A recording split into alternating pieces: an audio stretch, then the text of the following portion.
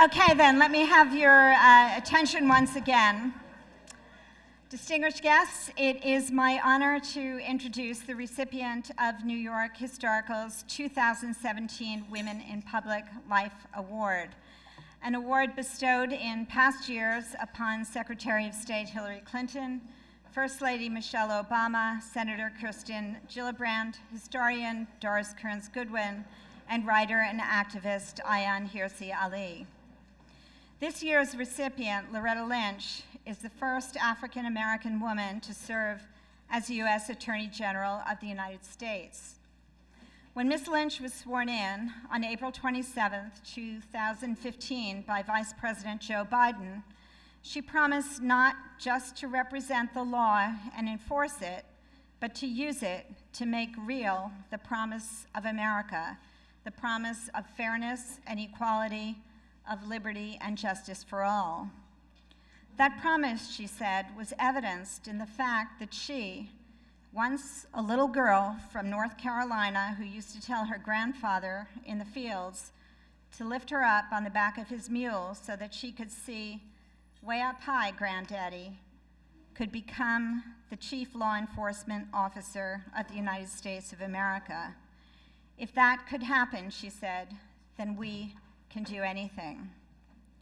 Ms. Lynch's educational and various other achievements, all of which are nothing less than spectacular, are noted in your program. So in lieu of my offering further biographical detail, let me just call out a few of the many illustrious people who are here with us today to celebrate Ms. Lynch's newest honor. Her husband, Stephen Hargrove, who Ms. Lynch says supported all of her choices and all of her dreams as well. Ms. Lynch's colleagues and friends from the Eastern District of New York, where she led the U.S. Attorney's Office, among them, my great colleague, New York Historical's Executive Vice President, Jennifer Shantz, and Alan Weingrad, who served as interim U.S. Attorney for the Eastern District of New York from 2001 to 2002, Jim McGovern of Hogan Lovells, which is our partner in our new Center for Women's History, and Sarah Coyne, Jody Avergun, Amy Walsh, and Jason Lehrer. Distinguished guests, it is now my honor, I think. Yes, here she is. Great. To call upon Loretta Lynch to receive our Women in Public Life Award.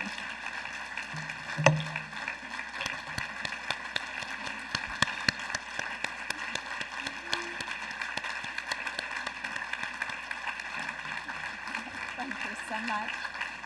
Do you mind like this? I don't want to ruin your hair. That's all right. Great. Thank you. Thank you. Thank you and welcome. I'm so glad you're here. Thank you. Thank you. Thank you all. What timing, right? Thank you all so much for being here, particularly still being here. I just appreciate it more than I can say. I am really, really delighted to be here with all of you today. First of all, with my good friend and former colleague, Jen Shantz, as well as this wonderful institution. Of course, the reality is I'm just delighted to be out of the airport right now. Not that Raleigh-Durham isn't lovely at 6 a.m., but it gets a little old. But I have to thank the Historical Society for this signal honor, for this medal, for this recognition. And I thank you so much for having this event in this beautiful place and hosting so many people who were able to extend their time. That means a great deal to me because I know all about the New York schedule. And I see so many friends here, and I know the demands on your calendar and what's happening to your inbox right about now. So it truly, truly does mean a great deal to me. It's such an honor in this beautiful place. And I will tell you that for me, it's particularly moving, both as a proud New Yorker, but also as the daughter of a librarian and an English teacher. I spend most of my days with my mother because she's been ill. And so I was telling her that I was going to travel first last night, then later last night, then this morning, and then later. And I was telling her where I was coming, and I was talking to her about the Historical Society. She hasn't been able to travel to New York in some time, but she loves beautiful historical buildings. And I was telling her it is the oldest museum in New York, as well as one of the oldest libraries in New York. So you've made my mother very, very happy. She's literally said to me, "Finally, you're speaking in a place of significance." Now, she's impressed with the White House, that is true, but this really, really has made her happy, and so I thank you for that. And I thank you so much for all the work of this institution. I was reading about the current exhibitions. Hopefully I'll have some time to look at a few of them, particularly the one that you have on Saving Washington, that focuses, as you all know, on Dolly Madison's heroic efforts in saving the portrait of George Washington that stands in the East Room as the White House went up in flames in 1814. But Dolly Madison, as you know, those of you who had a chance to see the exhibit, know that she's also credited with really saving her husband's presidency, holding the country together at a time when rancor and division and enmity really split the leaders of our country. Thank goodness we have moved on from those days. But the title of this exhibition is also really appropriate now, and it is. I will leave it to you to decide whether it is currently the portrait or the Capitol that is in need of greater rescue.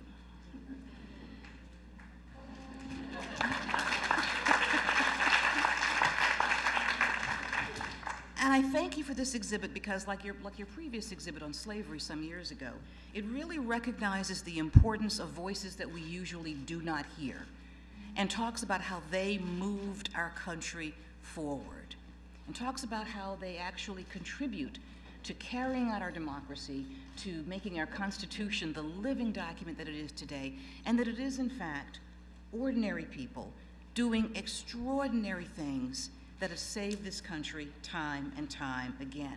People who often aren't even recognized or seen as crucial, but are. And history again illuminates the importance of this. And when I think of these unheard voices, when I think about the contributions of the ordinary people who make this country great, I think of their importance, not just to me, but to the work of the entire Obama administration that I was privileged to serve and the Department of Justice that I was honored to lead. It was, as we all know, another time of rancor and division. But I enjoyed my time in Washington, mainly because I knew that I would be released soon.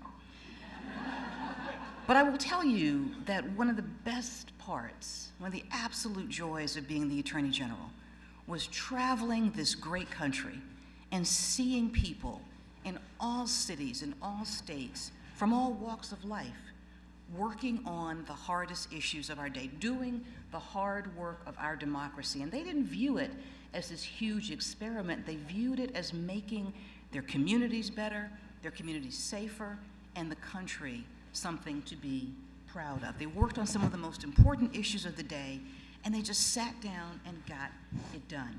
It was clear to me, based on what I've seen, not just in my own life, based on the struggles that my own family and my parents have had over the years, but also the things that I did see, that so many times when we look at the most intractable issues of our day, the solutions are not imposed from the top down, the things that work the best, but they often come from the community up. They come from ordinary people doing extraordinary things to make their communities safer, to come together and to talk about the difficult issues and make a difference. And I met so many of those people during one of the most important and moving parts of my tenure as Attorney General, and that was my community policing tour, when I went to 12 different cities across this nation and focused on places initially that had had a tremendous breakdown in police-community relations, similar to where Ferguson was, similar to where Baltimore was at the beginning of my tenure. They had been there. They had been sued. They had had violence in the streets. They exhibited the breakdown of trust, but the communities and law enforcement sat down together and decided we can do better because we deserve better. And more importantly, we have to have better. And so we highlighted those places where people had come together, sometimes with a lawsuit behind them, but more often not. and they had faced the hard issues, and they had faced their dual responsibility for tackling tough issues together, and they had sat down and started the hard work, and that hard work begins with listening. Begins with listening to people with whom you disagree, with people with whom you think you have nothing in common, with people with whom you think you are automatically going to dislike or even hate on sight. They got over it, and they did it. It didn't create a perfect situation, because there isn't one. But I'm talking about working together to craft a situation where when the next incident occurred, there was a pathway to communication. Ordinary people doing extraordinary things. We always think that the next time there is an encounter between law enforcement and the community that results in a death, that there will be a conflagration. But there have been communities that have not gone down that road because they have chosen not to go down that road. They have chosen to do the hard work of engaging. Now, they have been there. They have had those protests. They've had that venting as is necessary, but they have moved on. And I knew it would work in terms of the collaboration and the collaborative effort here, because I saw it here in New York, and it informed the work that we did in the department, both from our collaborative reform efforts with the police, as well as the work that was done throughout the administration and the task force on 21st century policing. And I saw it here at the heart of one of the most contentious periods of police-community relations in New York City. And I think I have friends here who were with me at that time. It was the aftermath of the Louima case in the late 1990s.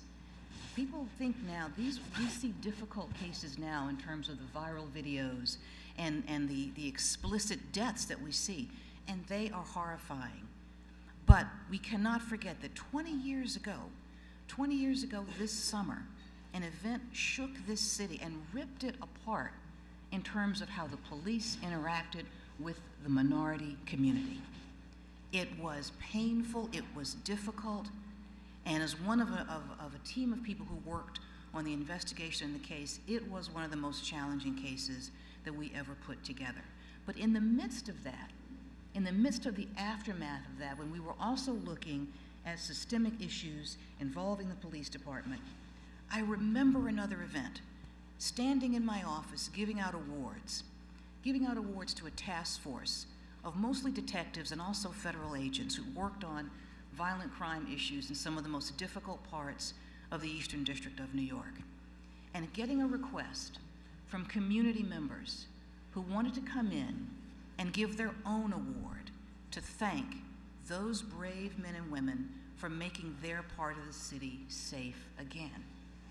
So I've seen it happen. When people connect on that individual and personal level, they can work through the issues, not agree all the time, not say that someone's right all the time or wrong all the time, hold people accountable, but they can make progress. Unheard voices, people that we often don't consider, ordinary people doing extraordinary things. And I have thought often of that moment and similar moments. And it was the seed of that experience that began, for me, what was one of my proudest achievements as Attorney General. And it was the creation of an award that we gave just last year for the first time. The first ever Attorney General's Award for Community Policing, dedicated to rank and file police officers who have become a part of their community in ways that we don't often hear about, in ways that need celebrating and uplifting, and they're nominated. They can be nominated by their police departments, their colleagues, but mostly by the community, to see where people have done that hard work. The power of ordinary people, the power of people that we often do not hear of. And when I think also of the tremendous power of ordinary people who are simply living their lives with dignity, who can forget the tremendous gains that we have made in the past several years in the areas of LGBTQ rights? Who can forget that? Generations of advances in just a few years. And yes, I'm tremendously proud of the work that the Department of Justice did on the cases and the policies. They were important, they were vital. But before they were cases, they were people. They were people, some of them were seasoned activists, some of them were older people who've been struggling with this, some of them were young people, all of whom made one of the most difficult decisions that anyone can make, which is to stand up and say, I'm going to live my life the way I was meant to be. In the face of tremendous opposition, ordinary people doing extraordinary things, voices that we don't often hear, telling us something to which we have to listen. Now, we listened to them, and we found the legal support to back up what was right. But without them, there would not have been the march toward equality that I was so proud to watch and be some small part of. Now, I know that as we look at just those two issues and so many others, that there are concerns. There are concerns, and they are valid, about policy or legal changes that could wipe out some gains, that could reverse policies, that could change litigation strategy so that we may not have the legal framework, that overarching governmental framework of support that I was proud to be a part of and that I hope people began to count on. And that is possible. Every administration makes changes. That is the nature of the turn of the political wheel. But those advances came from all of us. Those advances came from those ordinary people, and they will never leave them. They will never forget how to organize disenfranchised communities. They will never forget how to pull together for meaningful impact litigation. They will never forget the feeling of standing up fully and freely as Americans. That does not go away. You can never extinguish the flame of freedom in the hearts of people, especially not Americans. Once it starts, it burns forever.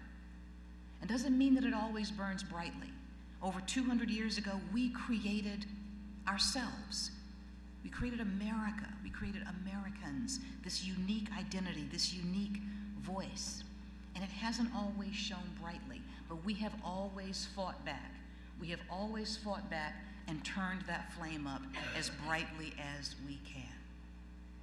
So now that it's our turn, that all of us are engaged, how do we save Washington?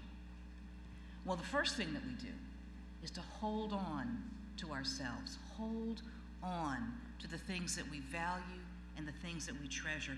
Hold on to our voices, some of which have not been heard as of yet, some of which are beginning to be heard, but we still have to speak up. We still have to express ourselves. Hold on to what we've learned about our worth and about how to translate that worth into reality. But what else? How else do we save Washington? Well, it's not easy, but democracy's not easy. America is not easy. Nothing good is easy, because we have to engage others. And many of the people that we have to engage, and I'm sincere about this, many of the people that we have to engage hold views profoundly different from ours. They hold views and opinions that we don't share and we don't understand. But I will tell you that I have learned the most from people with whom I've disagreed, because they've shown me a different way of looking at things, and most importantly, they've shown me what is important to them. I have not always come away agreeing. That's not the point. That's not the goal. The goal is to explore the ideas, the marketplace of which is a trademark of this country, the goal of which is to find out what can we understand about each other, because from understanding can come common ground, and from common ground can come change. You know, there's a man, I was reading an article the other day, an African-American gentleman. He travels the country talking to Klan members. This would not be my choice, but it's his. And he's decided to engage with people who represent the clearest image of hatred and violence against him and other African Americans historically and today. And he's chosen to try and have conversations and find common ground. Now, I'm not suggesting that we all go out and find our neighborhood Klansman. I'm not suggesting that we all have one. But we have to be able to have these difficult conversations about what is important to you.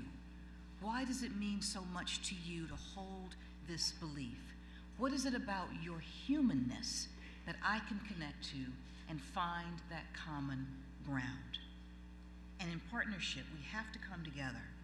And if police and community leaders can do this, after lawsuits no less, then we can certainly talk to people with whom we disagree.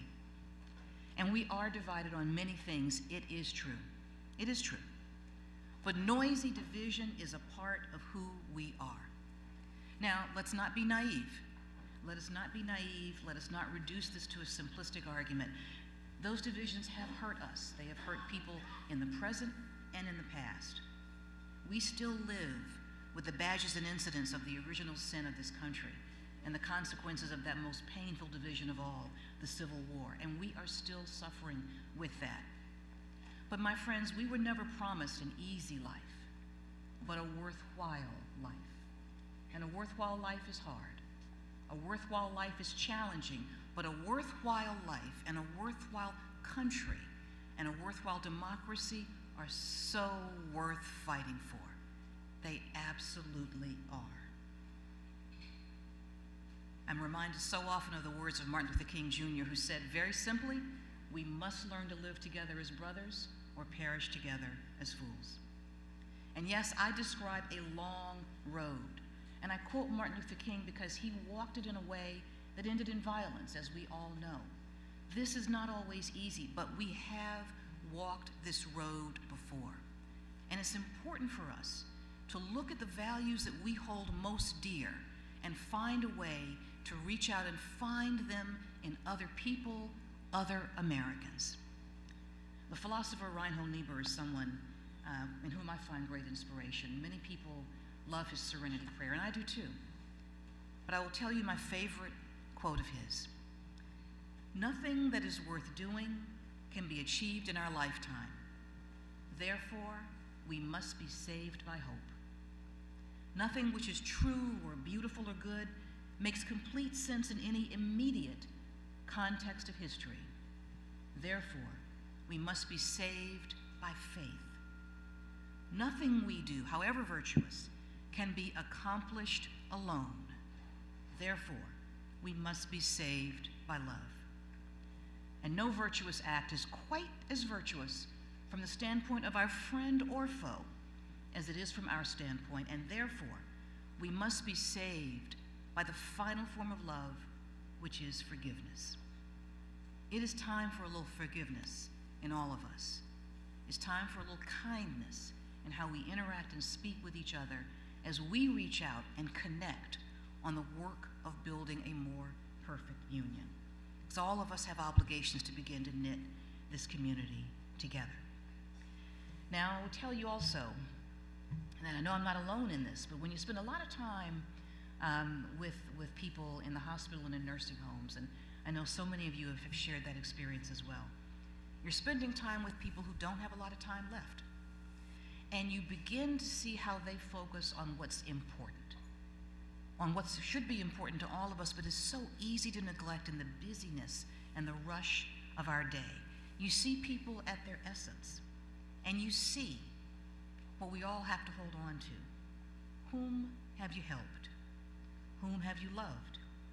Have you moved the arc of the moral universe a little bit further towards justice? And those are the questions that people hold on to in those moments as they express who they truly, truly are. And so much of the rancor of discussion and anger and disagreement falls away when you view it through that lens.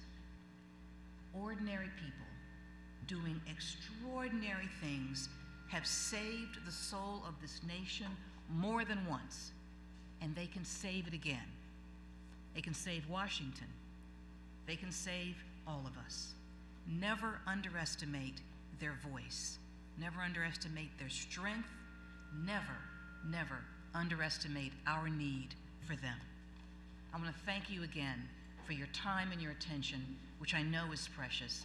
But thank you so much for your commitment to the work of building not just a more perfect union, but one in which we can all be proud to send our children into, and we can all be proud to hold up to our elders as they look at us and say, what have we done to make this world a better place.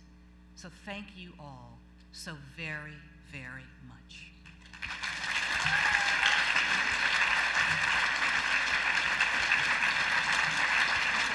Can I ask one question?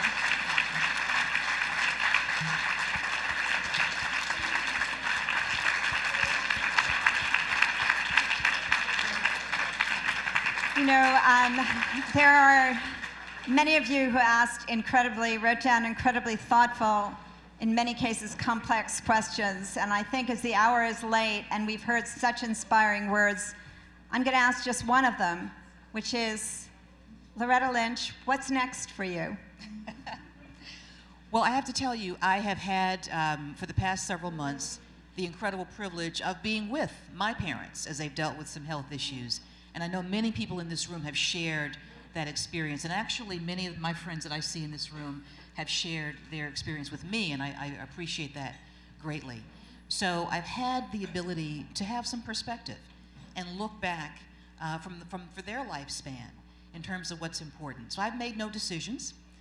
Made no decisions as of yet, but I know that as I hold on to the most important public office of all, which is that of private citizen, and hold on to it dearly, by the way, I do intend to keep speaking and working and talking about the issues that I care deeply about. Thank you, and thanks so very much to all of you for joining us this afternoon, and congratulations again to Joyce Cowan and to Loretta Lynch. Thank you so very much.